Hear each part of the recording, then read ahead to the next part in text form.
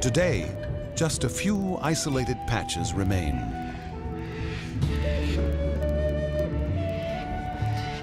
These lush pockets survive thanks to the tropical monsoons that sweep along the far north coast, bringing torrential rain.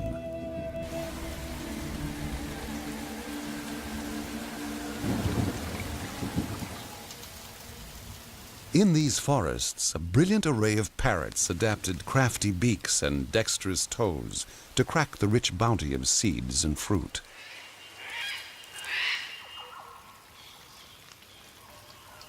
The tiniest of all, the fig parrot, gorges on fruit bigger than its head.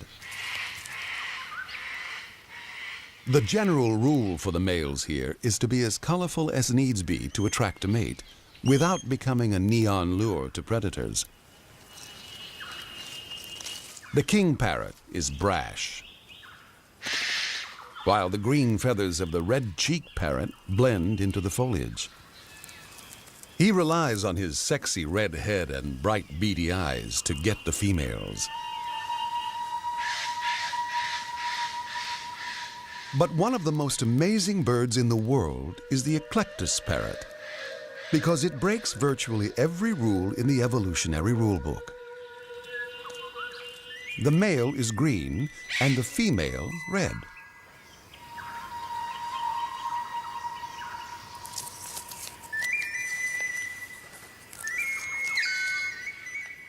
So strikingly different are they that for a long time people thought that the two must be separate species.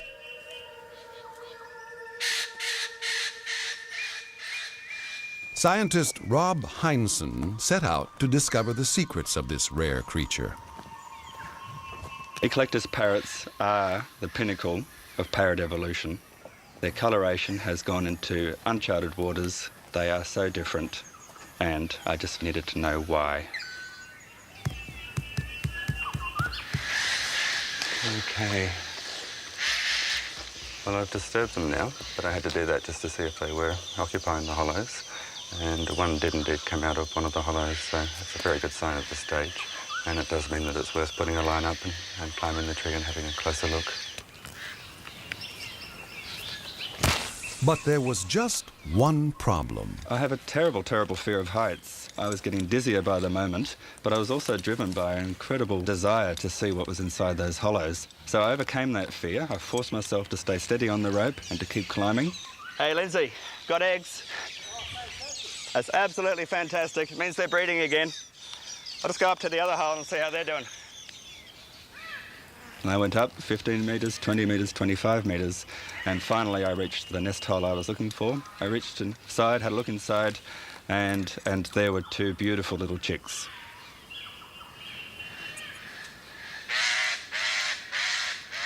Yep, we got chicks in here. Oh, they're beautiful too. For the last 8 years, Rob has studied the female and all her chicks that live in this hollow. He measures and marks each one and monitors their growth.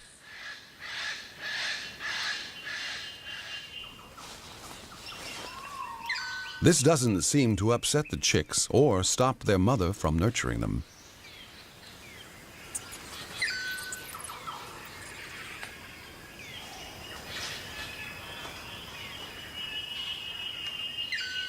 Our number one female, a star performer. She's just done what she typically does. She just produces healthy little guys like this and get a very good start for their long life in the rainforest.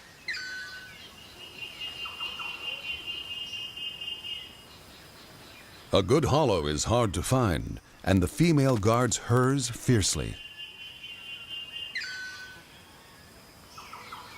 We've spent a lot of time just watching her at the nest hollow. We built hides in neighbouring trees, and we spent a lot of time in the treetops. And we just watched the female's behaviour. Rob's favorite female is not taking any chances with her hollow and doesn't budge for the entire 9-month breeding season. She is totally reliant on the male to bring her food. A bit like Meals on Wheels. She's acting like an invalid, staying at home. The males are out there doing all of the work. coming and going all day long, purely for the right to regurgitate some food to her. And of course, they're hoping to get sex in return. But this female wasn't just being attended by one male, she was getting lots of attention. In fact, 7 males were lining up to feed her. And she was mating with all of them. And we worked out that this was, in a way, a form of trickery. She was trying to give them the idea that they all had a chance of being the dads. And that would give them extra incentive to go off and find the food. But DNA tests on the chick's feathers reveal something astonishing. Of the 24 young she's produced in the last 8 years, 19 are from the same super stud male. To complete the picture, Rob wanted to know how far the males were going on their feeding trips. We captured a whole lot of males and we put transmitters on their tails. We mounted aerials on the wings of the plane and we set out and followed them across country from the sky. Incredibly, the lovesick male gathered food from a home range of about 40 square miles.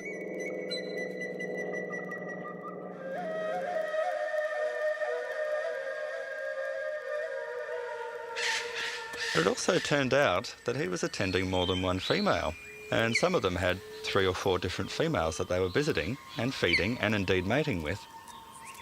So by following them around the landscape, we actually caught them out playing a little mating game of their own. After visiting their girlfriends, the males fly back to Rob's favorite female.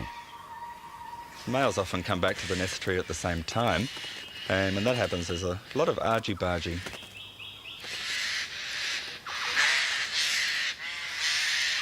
With such different lifestyles, the huge color difference between the sexes makes a lot of sense.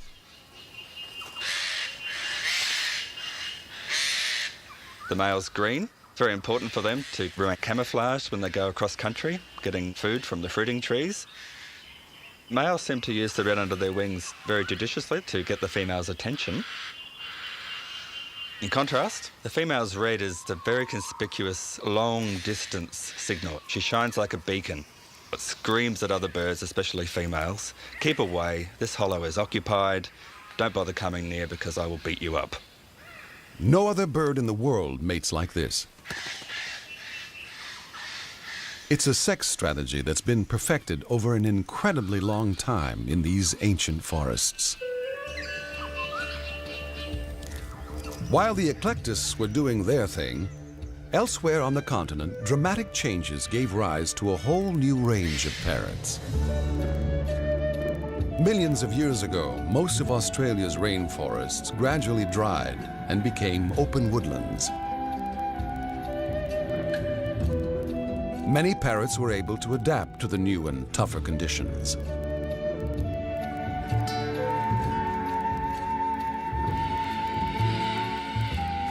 To survive on the desert edge, red-tailed black cockatoos stick to the few tree-lined watercourses.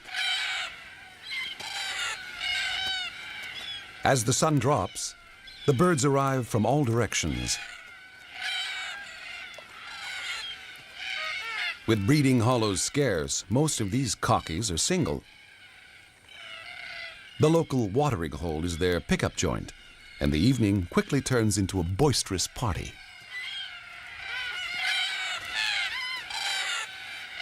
Younger birds flirt by displaying the color banding on their tails and raising their crests. These fancy pop-up crests are what distinguish cockatoos from the other parrots.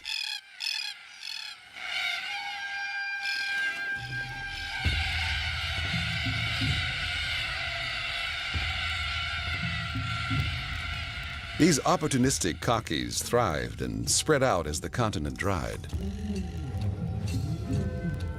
During the last ice age, winds lashed the land and heaped sand into vast dunes.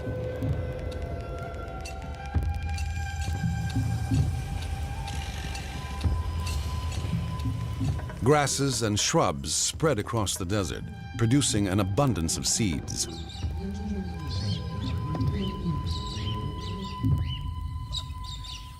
The galahs were quick to take advantage of the new foods.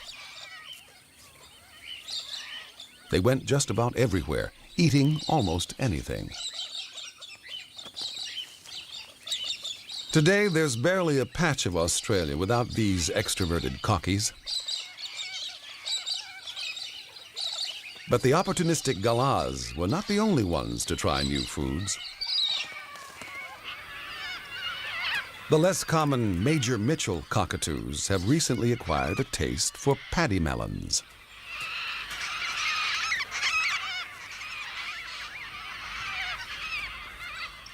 These inquisitive birds have little trouble working out some fancy footwork to break into the fruit. Their new cuisine arrived as part of an exotic smorgasbord. 150 years ago, cattlemen pushed their way to the desert center. And wherever they went, they brought a whole range of new opportunities for parrots to exploit.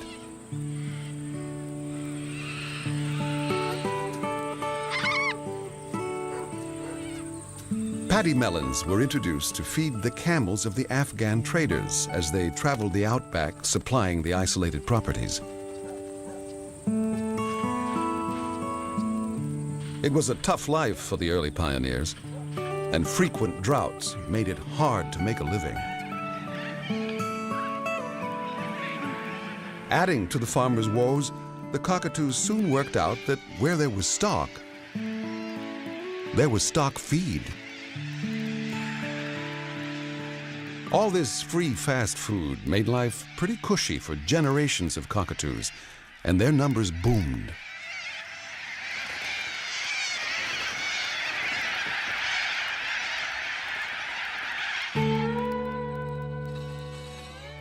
And the good times kept on rolling for the cockatoos and parrots when the settlers found underground water and pumped it to the surface.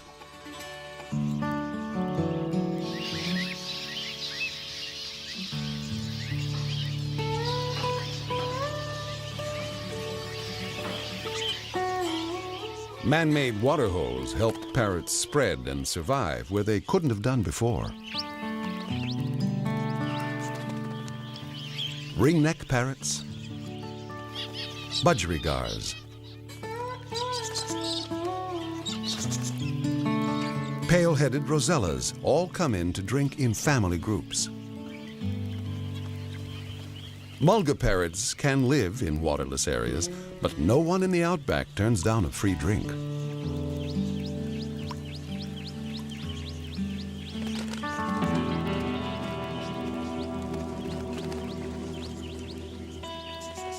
Rain rarely falls in the Australian deserts. Droughts can last for over a decade.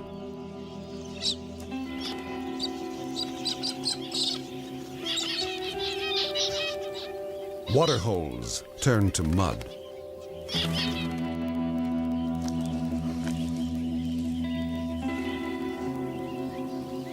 Leaving a freshwater crayfish exposed and an easy target.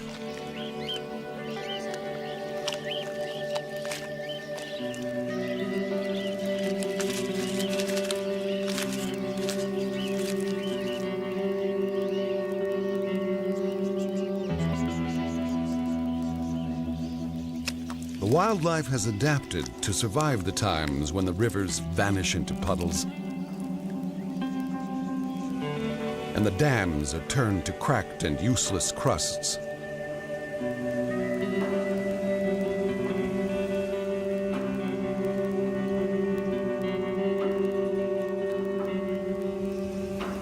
The air crackles in the heat.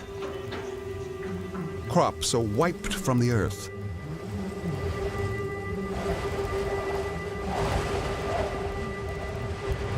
And the parched interior waits for rains that never seem to come.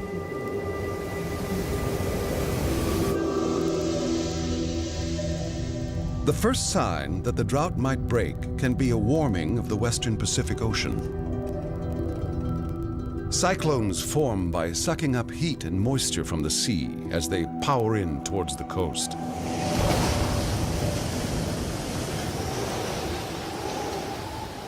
Winds of up to 150 miles an hour shred the shoreline.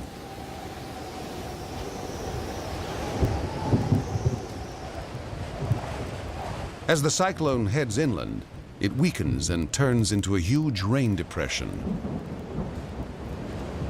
The deluge sweeps nearly 2,000 miles across the center of the continent.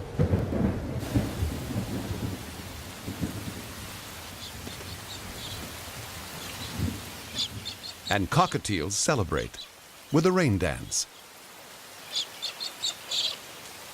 Within hours, every riverbed fills with life-giving water.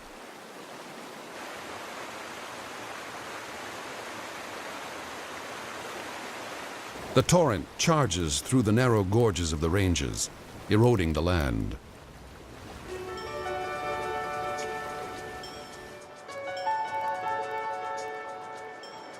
Ribbons of nourishment snake across the continent towards the parched center.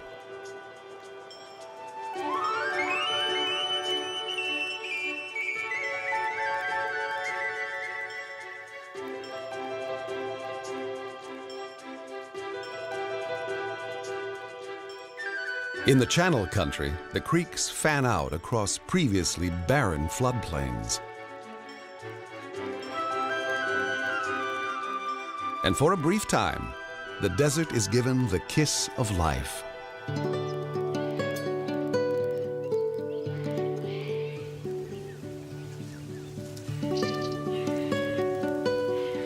In a flash, desert plants produce vast quantities of seed.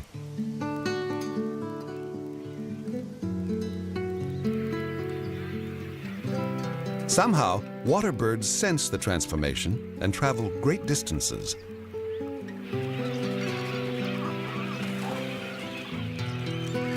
Fish breed and multiply in the newly formed lakes, providing a feast for growing cormorants.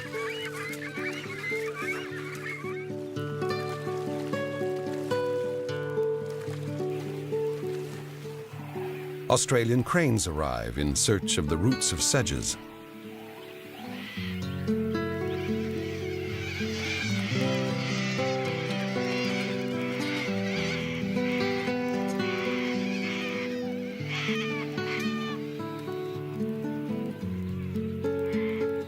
And when the native grasses start to seed, the scene is set for the arrival of the stars of the Australian desert. Budgerigars. We keep them in cages, but in the wild, budgies roam the vast outback. When it rains, flocks swoop in from everywhere. No one knows how they navigate. Perhaps they home in on the low-frequency sounds of thunderstorms thousands of miles away. Their aim is to breed furiously while the conditions are right. Along the gorges of the central ranges, every tree hollow is alive with the flutterings of courtship. The riverbank is perfect for a dinner date.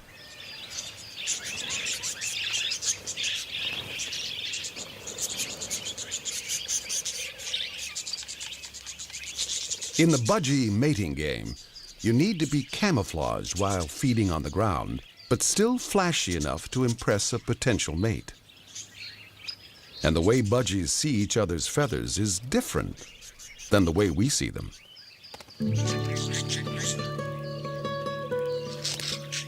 We see in red, green, and blue, but budgies have a fourth cell in their eye that enables them to see ultraviolet. When UV rays hit some parts of the budgie's plumage, they give off a reflective glow. It's a fair bet the female will choose the brightest, sexiest male.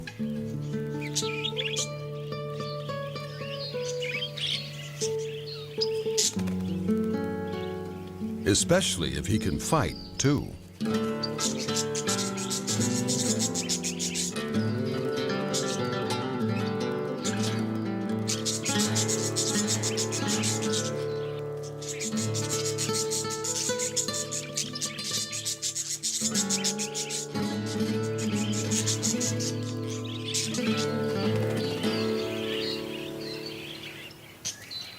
With his rival dispatched, the male can now get down to the serious business of wooing the female.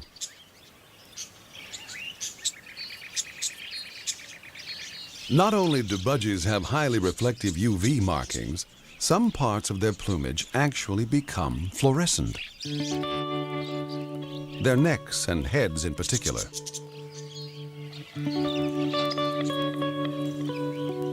The feathers don't lie. To make sexy feathers, the male must be healthy and parasite-free. These markings announce, "My genes are great. Choose me."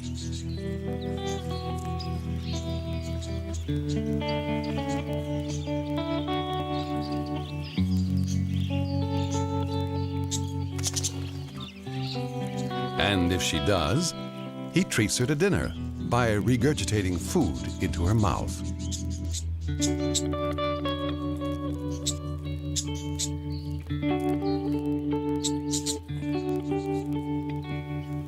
Over a few days, she'll lay about 6 eggs that will hatch in just a couple of weeks. She feeds her blind, naked chicks a rich, milk-like liquid. They grow rapidly.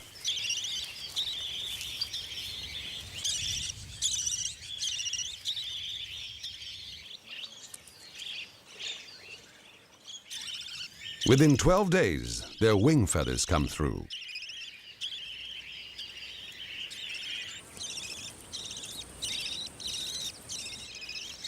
And after only 4 weeks, they're almost ready to leave the nest. Incredibly, these chicks will be ready to breed in just 60 days after hatching. It's a super quick turnaround to get the young out of the nest while the going is good. But it could be all over in an instant. At 6 feet, the Parrot is Australia's largest lizard.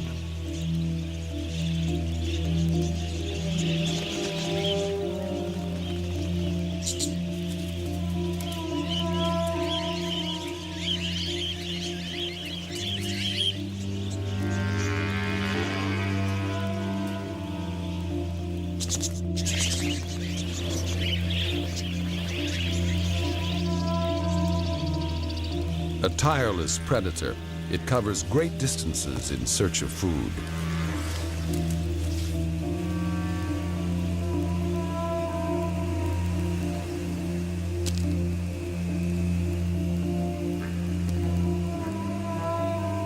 The Parrot tracks its prey by sight and by detecting scent molecules that it picks up on its tongue.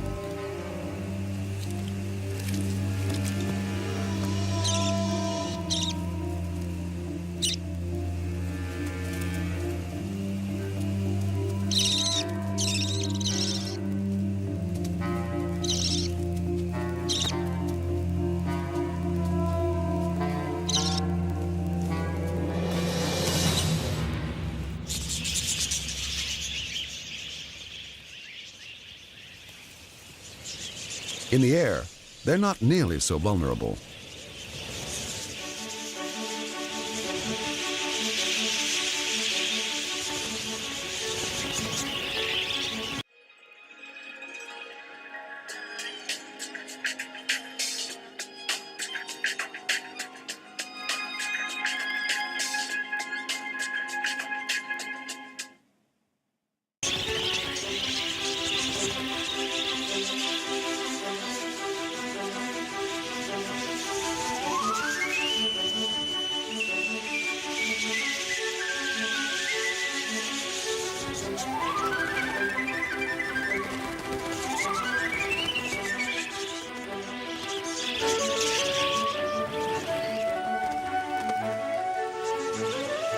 Synchronized squadrons fly low between the mulga trees. The colors on their backs camouflage them against the grasses.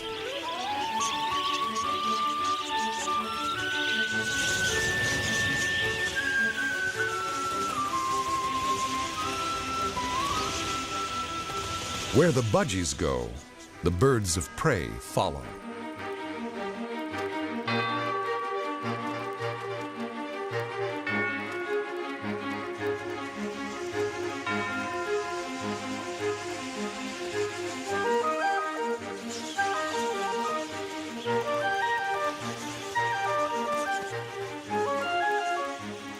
Kites, falcons, harrier hawks. Each hunter looks for a weak link.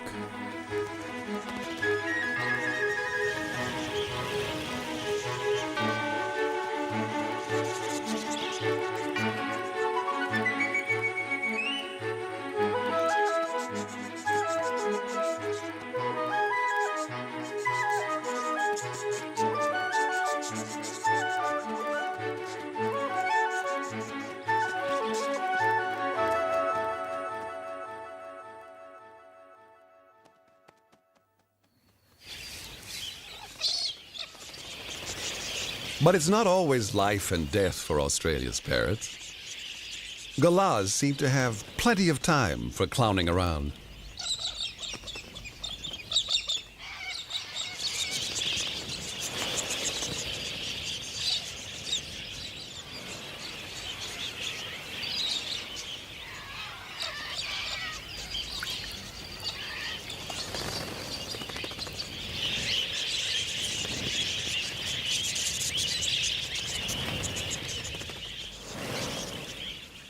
In some years, budgies breed up into such numbers that they become, for a time, Australia's most numerous parrot.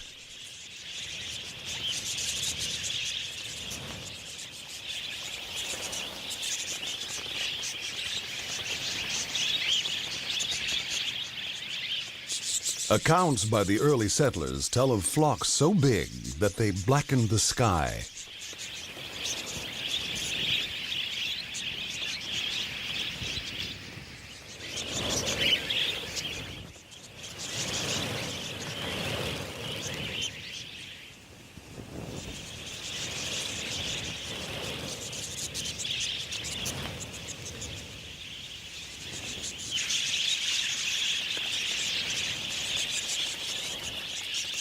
But the good times can only last for so long. And as the country dries out again, breeding comes to a halt. Having raised several generations, the budgies disperse, resuming their nomadic life in the desert, waiting for the next big rains. Whenever that may be.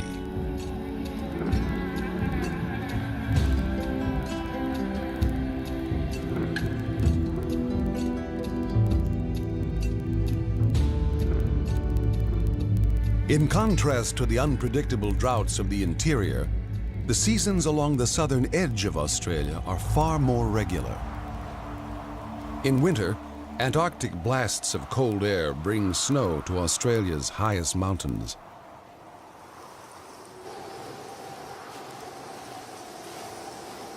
Wombats can forage in any weather. But it's not great weather for parrots. There is one that manages to survive above the snowline. Green rosellas fuel up on alpine berries against the winter blizzards.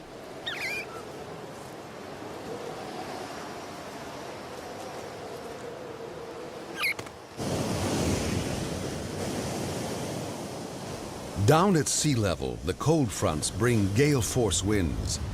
Great for surfers, but treacherous for almost anything else. If you're a rock parrot, you must learn to like your plants heavily salted.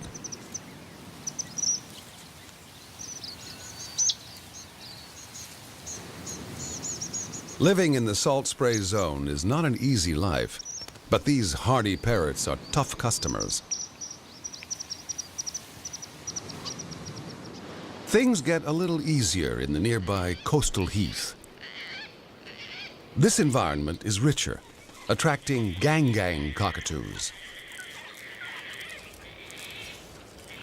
Like most cockatoos, gangs are left-footed, gripping onto their windblown perch with their right leg while holding the seed pod with their left.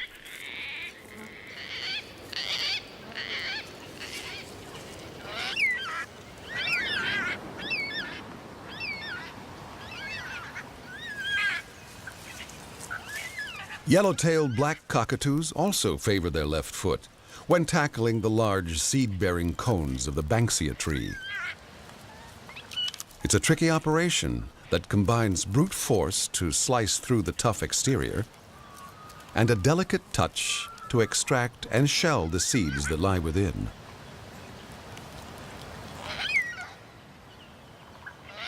But the very plants that these parrots need to survive must be burned in order to regenerate. All this takes is a thunderstorm.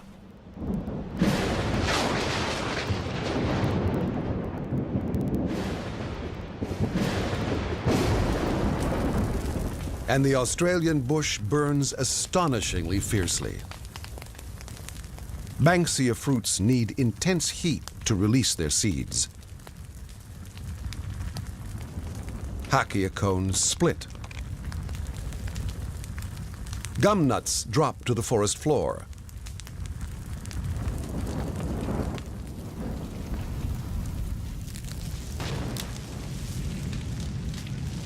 Oil in the eucalyptus leaves is as explosive as gasoline.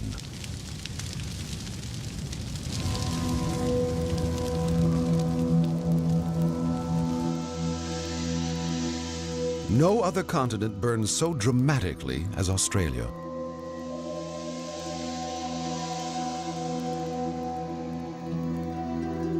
Some fires consume millions of acres. But within hours, currawongs are poking through the ashes.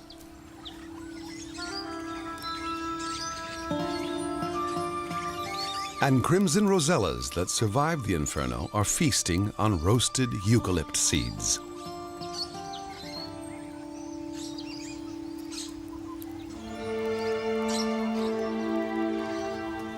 Just a few days later, eucalypts are sending out green shoots.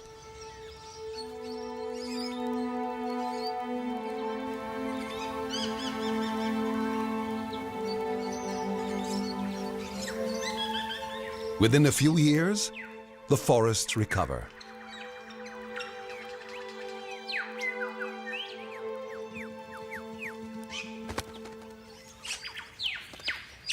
And there's plenty of food. So it's time for crimson rosellas to start breeding again. With their bright plumage, parrots seem to be screaming out to potential predators, "Free food! Come and get it!" But whether you're a budgie, an eclectus, a rosella, or just about any other parrot, you have to take colorful risks in the mating game.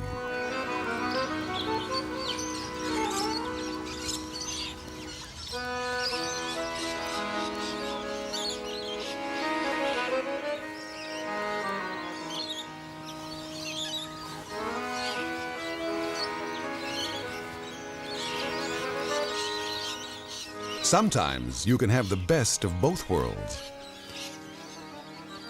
These gaudy birds are in fact safely camouflaged by their leaf-like shape and green backs.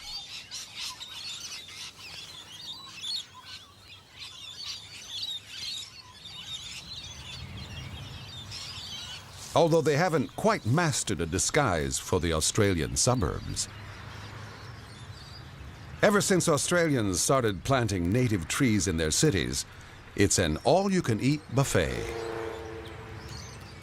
And parrots happily accept the invitation. Some overstay their welcome. With too much time on its hands, this cockatoo pokes around an electric insulator. While the maniacal corella will attack everything in its path, even tarmac. And then, the neighbor's lawn. But such destructiveness is minor compared with what they do to farmers. And cockatoos take full advantage of modern agriculture.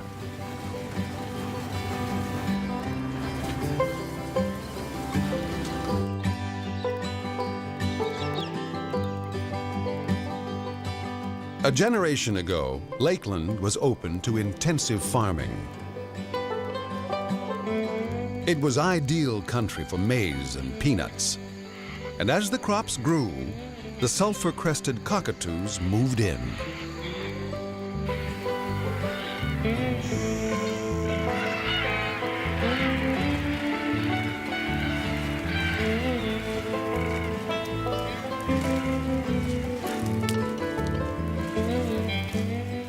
In just a week, the birds can inflict tens of thousands of dollars damage to the maize of farmer Darren Hoskins. Susie! The numbers have bred up over the years. Main reason for that is it's in their natural habitat. They haven't got a good amount of food all year round. We're in the valley here in Lakeland, even in the driest part of the year in August, September when it's extremely dry, there's still crop residue on the ground and the birds have got to feed all year round. With that, they can continue to breed 12 months of the year, no problems at all. There's food and there's water here on hand, so they've got it laid on. I think it's terrific. When they're finished with the maize, the cockies head for the peanut fields, where they pick apart the hay bales.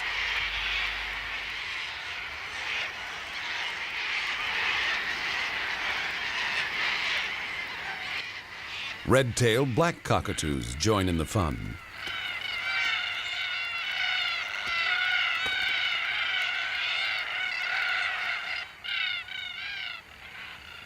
So how does the farmer try to control them? Basically just driving around and shooting at them with a high-powered rifle. Just the noise alone is enough to scare them, or even tooting the horn. But it's a full-time job for 2 to 3 months of the year, non-stop. Basically all you're doing is just driving around following the cockatoos from one paddock to another until the day warms up. It gets too warm for them, so they go back and roost in the trees. Then they come back again and commence their feeding. And then we commence to chase them again, which is bloody annoying.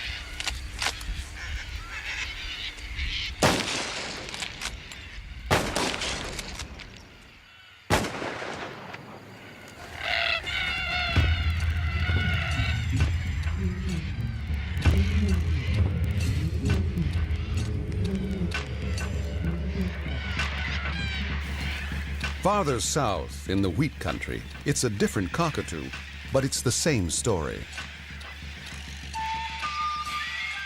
In small doses, little corellas are a delightful and entertaining bird.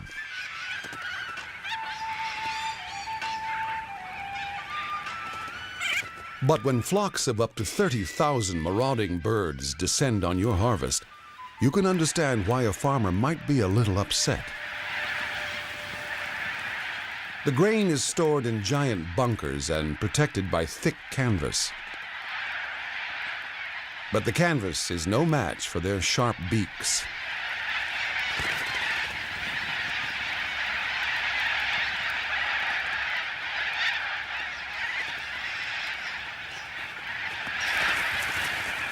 And having feasted on the main course, it's off to the nearest vineyard for a little dessert.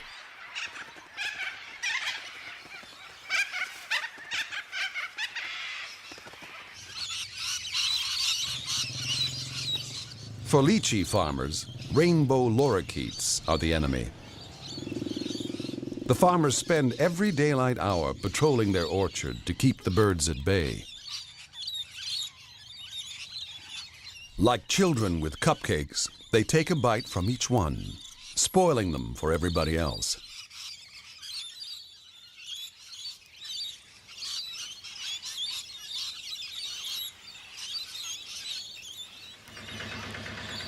For the farmer, it's a race to see who gets to the ripest fruit first.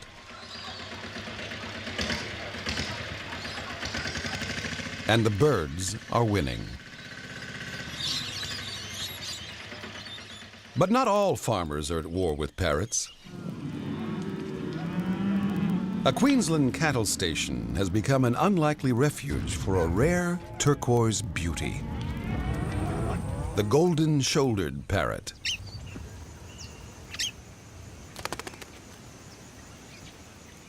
Last century, bird fanciers trapped these prized parrots and robbed their nests. This plunder left the species hanging on by a thread. To make matters worse, these picky parrots have very particular lifestyle requirements. For starters, a breeding couple needs an air-conditioned termite mound to burrow into and make a nest. They've made Sue Shepherd's cattle property home.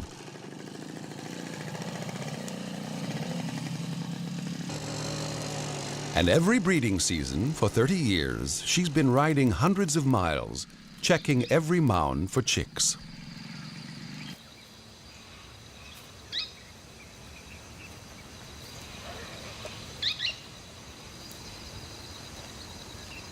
In half the occupied mounds, Sue has found the nest floor covered with a grub that is unique to the nests of golden-shouldered parrots. The grub belongs to a moth that synchronizes the hatching of her babies with that of the chicks. The grubs eat the chicks' poo, which seems to suit everyone.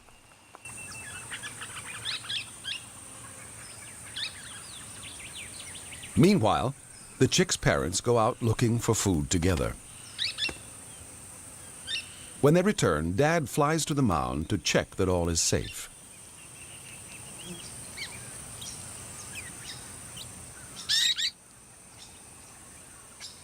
And to let the young ones know that it's mealtime. He stands guard while the female comes down to feed the chicks.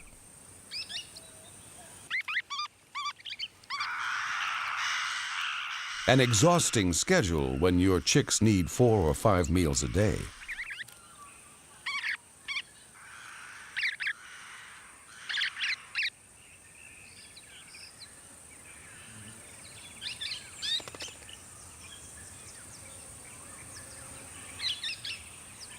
Dad's job is to coax the 5-week-old chicks out of their cozy nest and into the big bad world.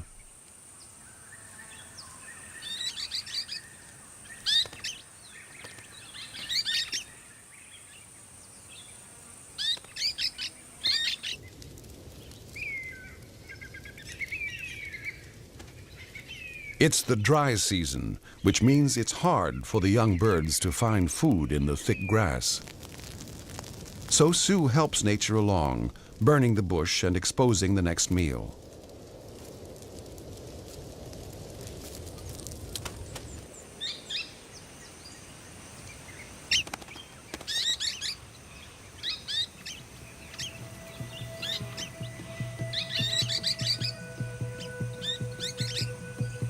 Sue's property is a haven for the golden-shouldered parrot, and her efforts may be the only thing standing between them and extinction.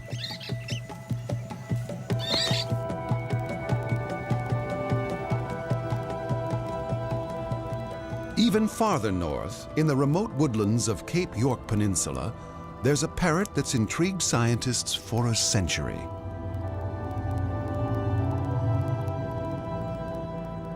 Steve Murphy came here as a young biologist 10 years ago. His quest was to unlock the secrets of the world's most spectacular cockatoo, the palm cockatoo.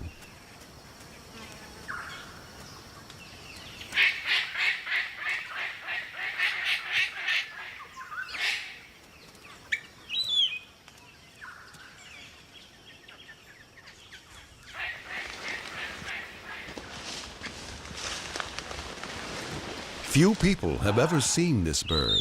Look here. Here he comes. The palm cockatoo dates back tens of millions of years to when Australia was covered in rainforest. He's the granddaddy of them all. Little was known of this mysterious bird until Steve Murphy began his study. And the only way to find them in this rainforest is to mimic their calls.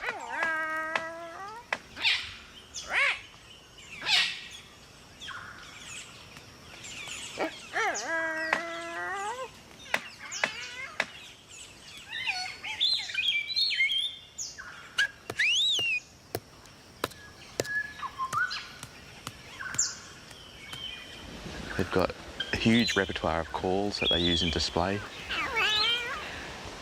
The hello call they make is is part of the display. It seems to be made almost as if they're saying hello to their partner or their neighbouring cockatoos. Unlike other cockatoos, palm cockatoos don't live in flocks. They pair up with a mate and seem to stick with them for life. And they can live for up to 90 years. One cockatoo in captivity had her first chick at 54.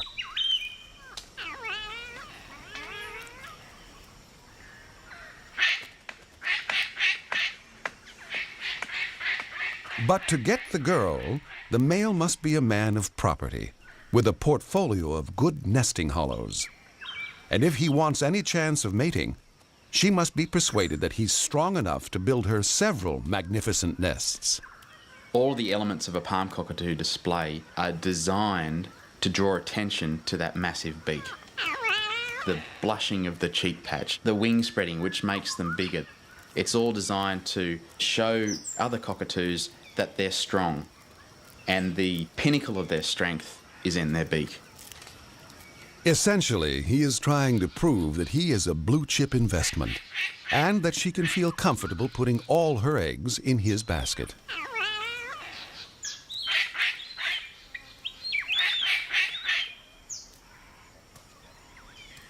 They join up every morning and afternoon at these nest hollows. And they catch up on the day's events, and it really does sound like you're listening to an old married couple sometimes.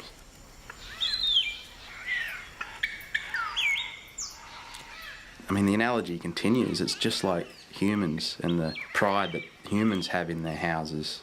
Palm cockatoos are exactly the same. But the most amazing display of all is when males bring back to the nest a small stick, and they actually drum on the side of the nest. Maybe it's because palm cockatoos live so long that they have time to learn so much. But it's a rare thing anywhere in the animal world to see a tool being used quite this deliberately. I think it's very likely that the female watches these drumming displays and can tell something about either the male or the nest tree at which he's performing.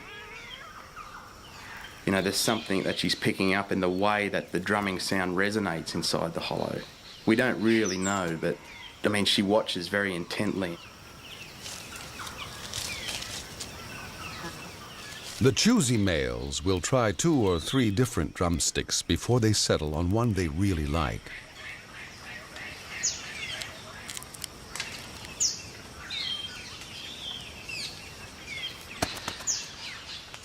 When they actually perform the drumming display at the nest, it does seem to have a rhythm.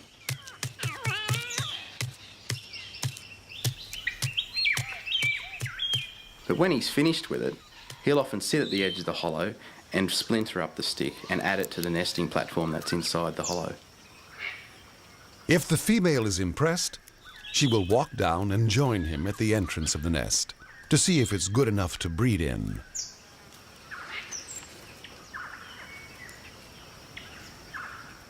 With the hollow approved, they can fly off to have a morning snack.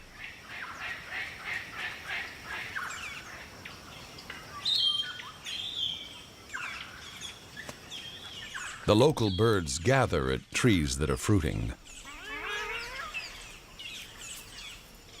That really powerful beak that palm cockatoos have, which is by far the biggest beak of any of the cockatoos, it allows them to eat foods that other cockatoos and other animals in general just simply can't access.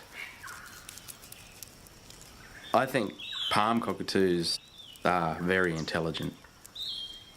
You've only got to watch a pair courting at their nest or a male fashioning a drumstick to realise that there is complicated thought going in that big head of theirs.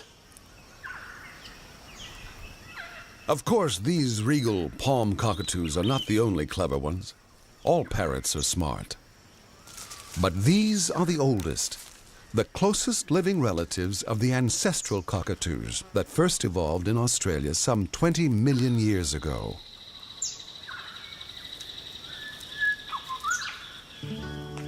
From these northern tropical rainforests, parrots began winging their way all across the continent, adapting to every corner of the country. There's no greater richness and diversity of parrots anywhere than here. Today, just a few isolated patches remain. These lush pockets survive thanks to the tropical monsoons that sweep along the far north coast, bringing torrential rain.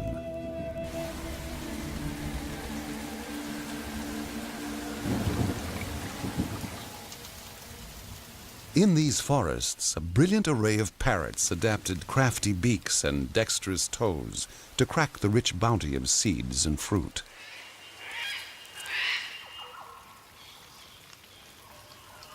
The tiniest of all, the fig parrot, gorges on fruit bigger than its head. The general rule for the males here is to be as colorful as needs be to attract a mate, without becoming a neon lure to predators. The king parrot is brash, while the green feathers of the red-cheek parrot blend into the foliage. He relies on his sexy red head and bright beady eyes to get the females. But there was just one problem. I have a terrible, terrible fear of heights. I was getting dizzier by the moment, but I was also driven by an incredible desire to see what was inside those hollows. So I overcame that fear. I forced myself to stay steady on the rope and to keep climbing. Hey, Lindsay, got eggs? That's absolutely fantastic. It means they're breeding again. I'll just go up to the other hole and see how they're doing. And I went up 15 metres, 20 metres, 25 metres, and finally I reached the nest hole I was looking for. I reached inside, had a look inside, and there were two beautiful little chicks.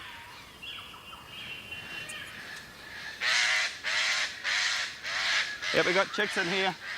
Oh, they're beautiful too. For the last 8 years, Rob has studied the female and all her chicks that live in this hollow. He measures and marks each one and monitors their growth.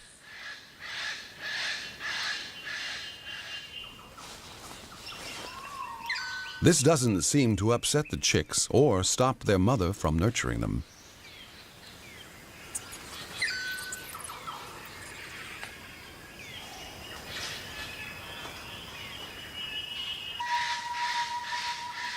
But one of the most amazing birds in the world is the eclectus parrot, because it breaks virtually every rule in the evolutionary rulebook.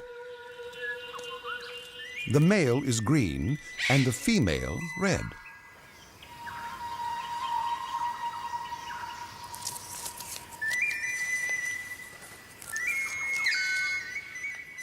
So strikingly different are they that for a long time people thought that the two must be separate species.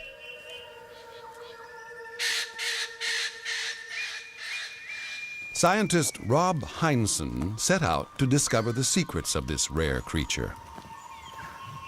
Eclectus parrots are the pinnacle of parrot evolution.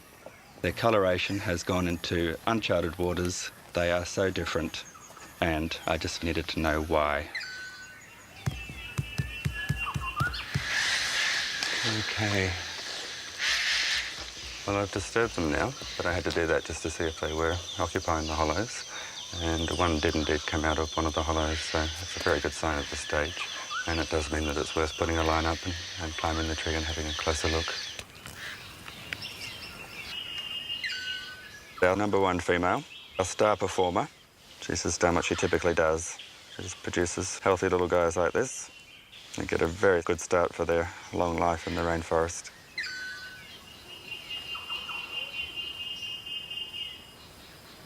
A good hollow is hard to find, and the female guards hers fiercely. We've spent a lot of time just watching her at the nest hollow. We built hides in neighbouring trees, and we spent a lot of time in the treetops.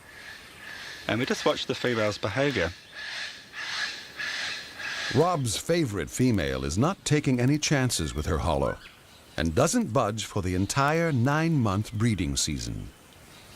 She is totally reliant on the male to bring her food. A bit like Meals on Wheels. She's acting like an invalid, staying at home. The males are out there doing all of the work, coming and going all day long, purely for the right to regurgitate some food to her. And of course, they're hoping to get sex in return. But this female wasn't just being attended by one male.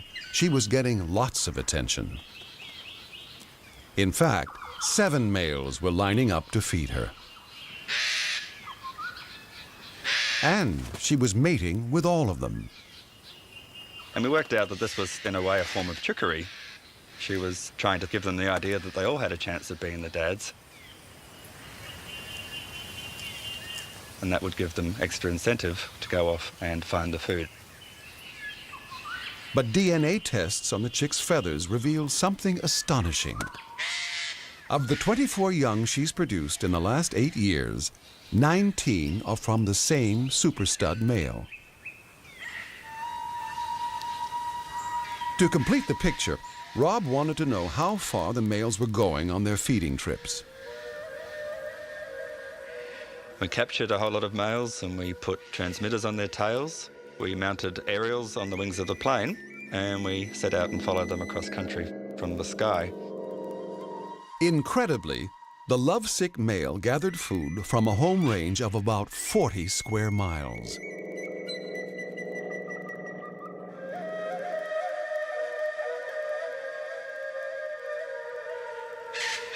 It also turned out that he was attending more than one